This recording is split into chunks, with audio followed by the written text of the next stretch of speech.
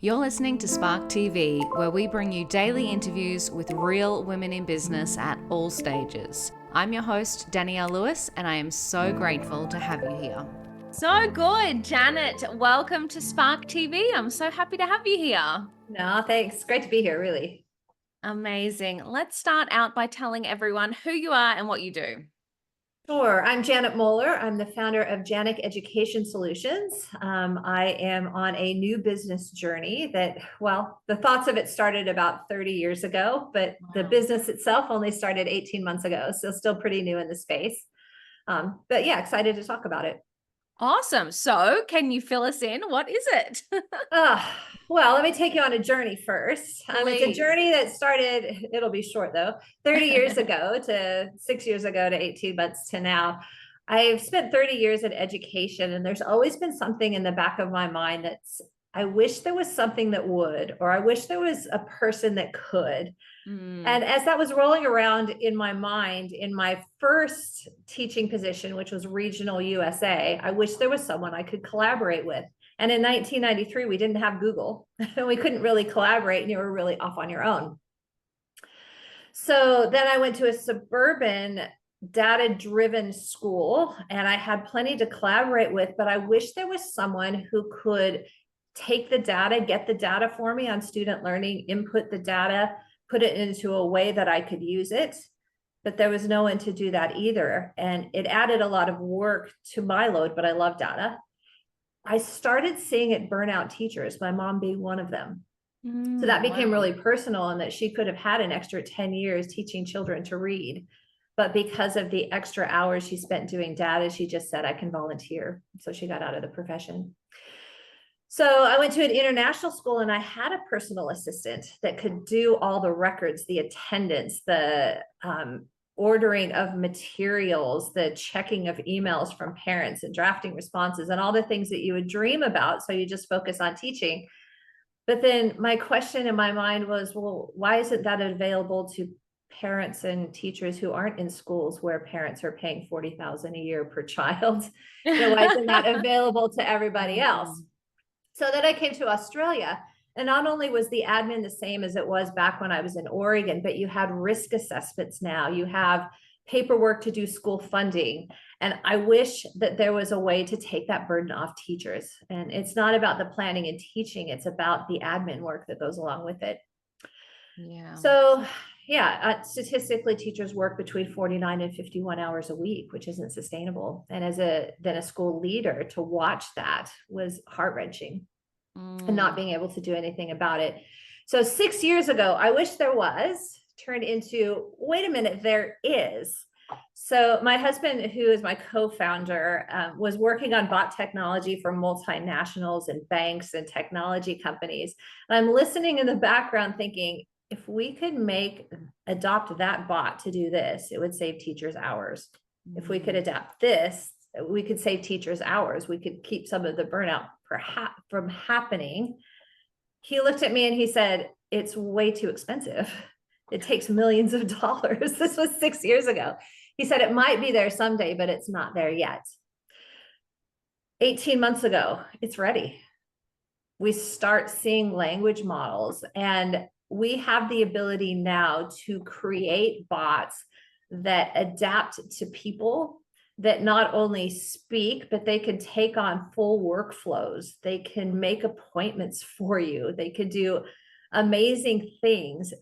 And it's an opportunity, I guess, for me to go back to the, I wish we could, now we could. How can we democratize personal assistance and technology so it's not just for the rich, but it's for those teachers that we really love? So my business, that's a long way of saying my business, is building personal virtual assistants for teachers. I'm hoping to mitigate teacher burnout by giving them their evenings and their weekends back. This is absolutely incredible. I can't believe you had the idea 30 years ago. And it's just finally technology is catching up so that you can actually create a solution in kind of a timely / cost efficient manner. Yeah, it's there now. And as I'm having fun watching the technology develop. And every time I see something new it can do, I think, okay, so what does that mean for teachers? What does that mean for the Mm. classroom? Between 40 and 50% of teachers in Australia will leave the profession within 5 years. That's alarming. Wow, really? Yeah, so those, beautiful people that you hand your children off to in the morning could secretly or not so secretly be thinking about what's my next career move. And they're the Mm. people we want to keep in the profession. So what can we do now to help mitigate some of that burnout? Wow. I mean, AI and bots is a really interesting conversation in education, isn't it? I know I've not heard anyone talk about using it to empower teachers. All you really hear about is how teachers are having to deal with students using AI for exams and assignments and those types of things. It's almost like we've focused on the negative, Yep. what might happen, and not focused on how can we leverage this technology to actually make the learning experience better and teachers job satisfaction. Oh, wouldn't that be great? And the Yeah. other space is how can AI replace teachers? Which Mm. really, is that what you want? Oh So my God.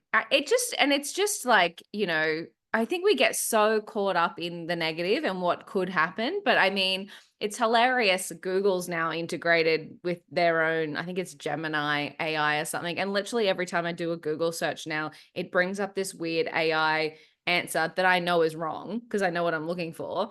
And then I just go to their regular old links that they have. And I'm like, it is not there. AI is so not, it's great for some things. I leverage it in my business for administration, processes, trying to get my head out of a blank page state. But when it mm. comes to facts and teaching, you can't replace teachers. Holy crap. Oh my God. Yeah. You can't. Look, you can create some educational specific language models, which eventually is Mm. what I'd like to do so that it does know education, it knows it well, and I know it's not just going out into the ether and collecting whatever it wants to collect. But yeah, that's one of the down the line vision.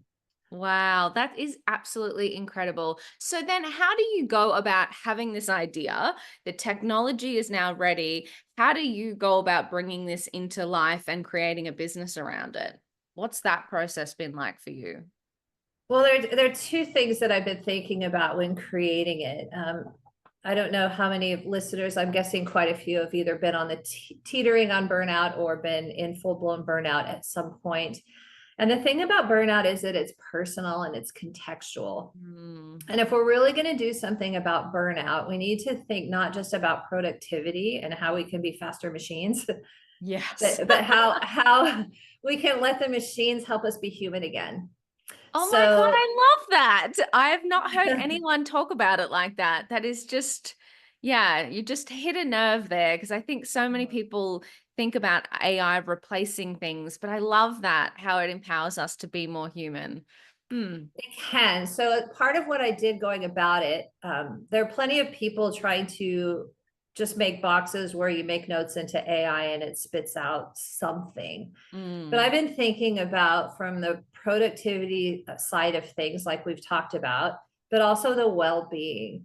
When we talk about trying to give teachers their evenings and weekends back, we have all the documentation that they're doing in lesson planning, but we also, you'd be surprised how many weekends are spent grieving over the phone call that you had to make for mandatory reporting and possible child abuse.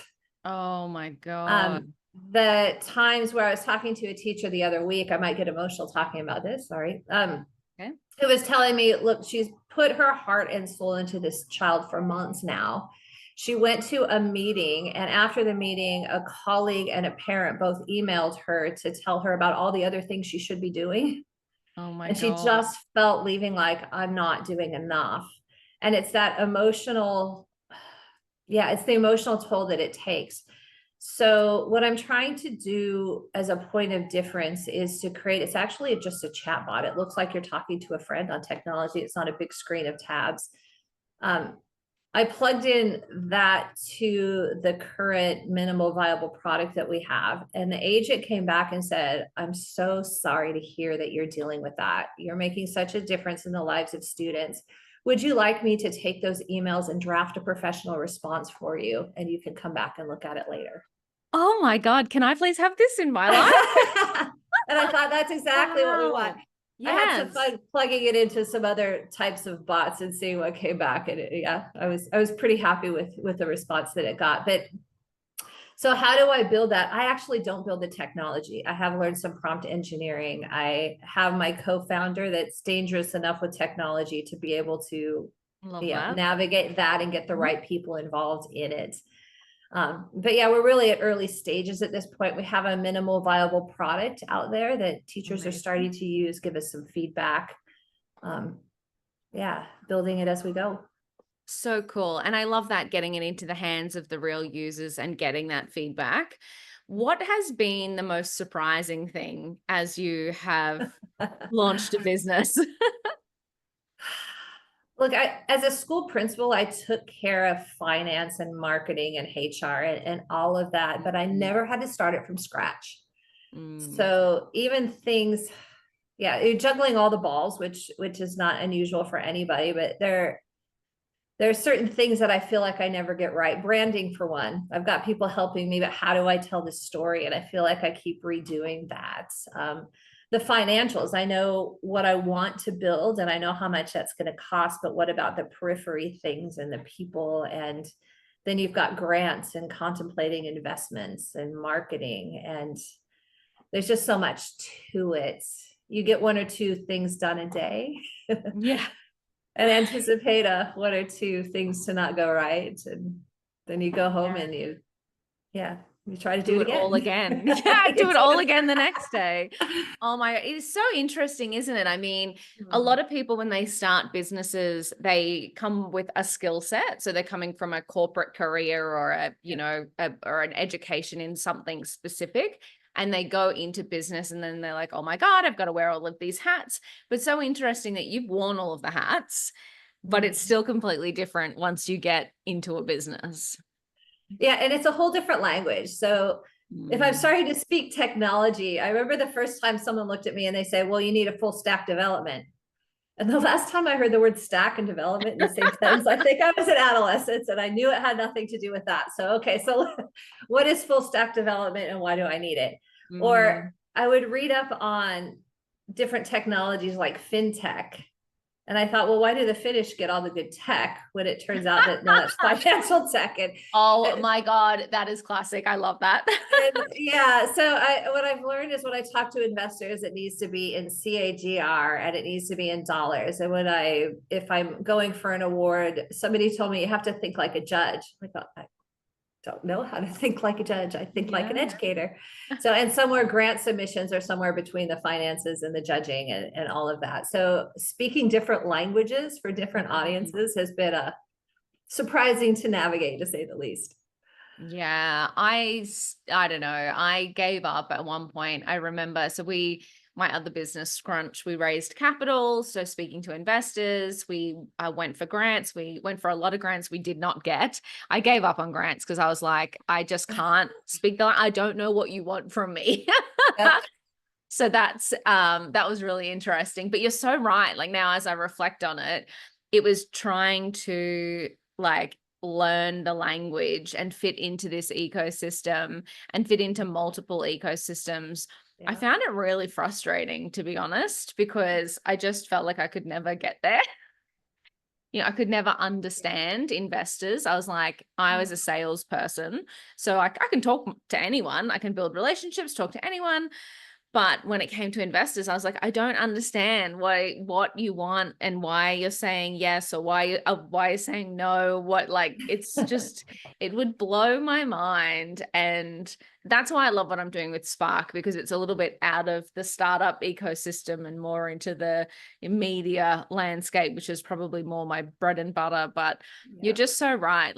As a business owner, it's not only the skills, but it is the languages of the places that we want to operate as well. It is very much so. Insane, insane. What do you think's been the biggest challenge for you so far? Speaking the language, I think time is Yeah. always a challenge, but I think it's just learning to speak the language and navigating. Yeah, a lot of that. Being a 50-year-old woman in technology, there are some advantages that I've had because had some life experiences, but yeah, I think learning to speak the language. I have my husband translate into tech, which translates to people, but whenever you use a translator, it never quite comes out the same because the picture in my mind is different than theirs.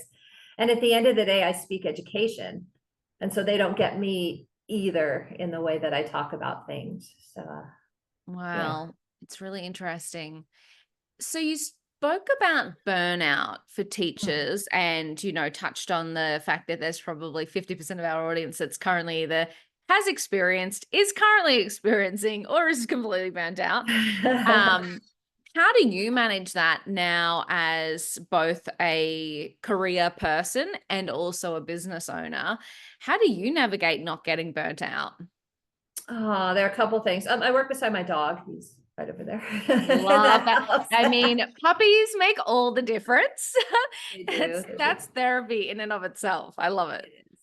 Now, look, I do very intentionally look back every week. I've got my weekly diary of who I've talked to and what we've said in meetings and things, looking back at where I've come, how far I've come, not where I have to go. As soon as I look a year into the future, 2 years in the future, to problems that I don't even know exist yet, but I keep hearing about.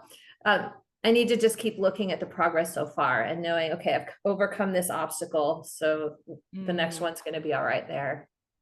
I also spend a lot of time, as much as I can, interacting with the Melbourne startup ecosystem. There's a really Awesome. good one here. So I'm part of a group that's a pre-accelerator program called Press Play, and it's trying to promote women starting up businesses in technology and in other ways. And being able to rub elbows with people that have been on the journey or are going on the journey. When you watch LinkedIn and you see everybody's success, you think, what's wrong with me? Am I ever going to get there? But it's nice to have a coffee or a drink with someone that says, yep, it's effing hard. and just know that that's part of it. Yeah. Oh my God. It's so true about social media, isn't it? It's such that, I mean, I'm not going to lie. So I was lying in bed trying to wake up this morning and I was scrolling through Instagram and I saw someone's post and it was really like triggering around milestones and success. And, and I was like, wow, it's not even 7 a.m. and I already feel bad about myself and the progress I've made. But you're so right. I think that's why, actually speaking to people, actually having those conversations is so therapeutic because, it doesn't matter. Like you'll talk to the most successful entrepreneur on the planet and they will tell you it's still hard. Like the people who we think have made it, whatever our version of success is, they are still like in the trenches, no matter where they're at. So I love that you said that, sometimes you do just need to have a drink with someone and be a bit more real. Yeah, it is. And I'm so grateful. Look, I practice gratitude for all the people that have helped me. The person that sits down with coffee with me to talk about data security, which is huge in the industry. Yeah. Somebody gave me an article opportunity to write, which gave me some exposure. Cool. Warm introduction, someone who can sit with me for a pitch deck review. Does it tell the story that others need to hear? Forecasting templates. I got one of those the other day and just so grateful. So yeah, gratitude for you for having me here. Oh my God. Of course, I'll have you here anytime. We said this before we hit record. We're going to have you back in 12 months. I want to hear, I want to hear how it was all going. But you're so right. It's really interesting. I think entrepreneurship and starting a business, it is really hard and the pathway is not clear, and there's so many different ways to get where you're going, but I'm always blown away at how many people are willing to help, whether it's having a coffee, whether it's sharing a template, whether it's giving you feedback, offering a bit of therapy. Yes. Yeah, that is absolutely incredible. I love that. Oh, this is so awesome. It's just really interesting what you're building. And I love that, you've got this education background and have gone into tech. And it's like, Mm. of course, that's hard and difficult and scary, but the Yeah. problem you're trying to solve is obviously so important and very close to your heart. So congratulations. Thank you. And the learning's fascinating. It really is fun to learn in spaces that I've never been before. I love that. I love it. Now, I always love to wrap up these podcasts with one last piece of advice. So, reflecting on your time in business and perhaps your career as well, what would be a piece of advice that you would give to another woman on her business journey? Oh, be able to laugh at yourself. At some point, yeah, it'll all be funny, but it won't be right now. Look, I think, I think about starting a journey like this, thinking about things in terms of 10 days, 10 months, 10 years. If I don't do something, don't start my business, if I don't take the next step, how am I going to feel 10 days from now? Probably relieved. 10 months from now, guilty. 10 years from now, probably regret that I didn't do it. At the same time, if I do take that step, 10 days from now, I'm going to feel scared and 10 months overwhelmed, and that's okay. But 10 years from now, there's that chance that it could, really have been rewarding. And so which of those do I want to take, and how do I anticipate the hardship no matter which decision I make, and then find joy in the now. Oh my God, you're incredible. It's so interesting. It reminds me of, it's probably an Instagram meme, but it's like the time's going to pass anyway. So no matter what choice you make, you're going to get to 10 years and you're going to be a human and you're going to be looking back on your life and the decisions you've made.